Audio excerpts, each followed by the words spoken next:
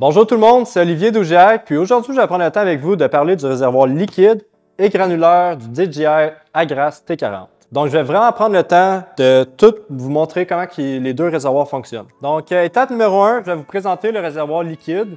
C'est un réservoir de 40 litres pour des produits biostimulants, engrais foliaires, etc. On a un beau bouchon ici, on fait juste le diviser de même. Premièrement, on a un filtre. Donc, quand on fait le remplissage, tout le sable ou la poussière va tout être arrêté par ce filtre. Donc, deuxième étape, ici, on a le couvre en plastique. On fait juste tirer dessus, c'est des clips. Ça s'enlève super facilement. Plus besoin. Donc, ici, on a les pompes. On a un autre fil ici. Donc, si on veut vider le réservoir, on fait juste enlever ça. Tout le liquide va tomber ici. On peut aussi enlever le filtre juste de même.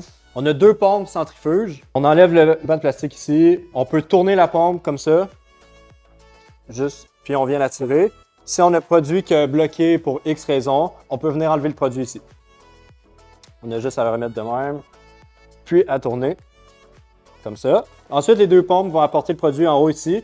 Ici, on a un flow meter, fait qu'on peut voir sur la télécommande le débit du produit, qui va aller ici, qui va aller jusqu'au buzz. Donc, on a fait le tour pour le réservoir liquide. C'est que du liquide. Mais heureusement, à ma droite, j'ai le réservoir granulaire qui va nous permettre de mettre des semences, des fertilisants, des semis de couverture, etc. Donc, le réservoir granulaire, c'est un réservoir de 70 litres. Si on le remplit, par exemple, de seigle, on va tourner aux alentours de 45-50 kg, ce qui est la charge utile du drone. On ne veut pas aller en haut de 50 kg. Donc, si on veut mettre des fertilisants, il faut faire attention de ne pas le remplir parce que la plupart du temps, ça doit être plus que 50 kg. Donc, première étape, je vais vous présenter le réservoir. Donc, sur le dessus, on a une grande ouverture. On peut remplir avec des chaudières ou des sacs. Ça ne marche pas bien. En dessous, on a un disque.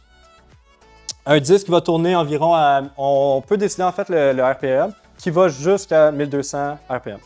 Donc, étape numéro 2, je vais vous montrer comment démonter le disque parce que des fois, pour faire les templates, quand on met des nouveaux produits, on doit démonter le disque. Donc, ici, il y a une petite pin. On l'enlève de même. On enlève la petite note, comme ça.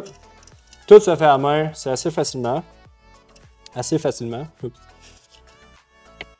Donc, on a notre beau disque ici. Il y en a 3 qui viennent avec le réservoir granulaire. Puis, pour enlever cette partie-là, il y a 4 clips en arrière. Donc, une ici, une autre ici et ici, comme ça. Donc, on peut voir ici super bien, il y a la trappe. C'est un disque, dans le fond, qui va venir tourner de même, qui s'ouvre et qui ferme pour laisser passer les granules. L'étape numéro 3, si on veut vider le réservoir, ici il y a une trappe, on fait juste dévisser. Et voilà, ça nous permet de laisser tomber le produit. Donc c'était tout pour aujourd'hui. Je vous ai présenté le réservoir liquide de 40 litres, le réservoir granulaire de 70 litres. Si vous avez des questions ou des suggestions, laissez-les dans les commentaires, ça va me faire plaisir d'y répondre. À la prochaine!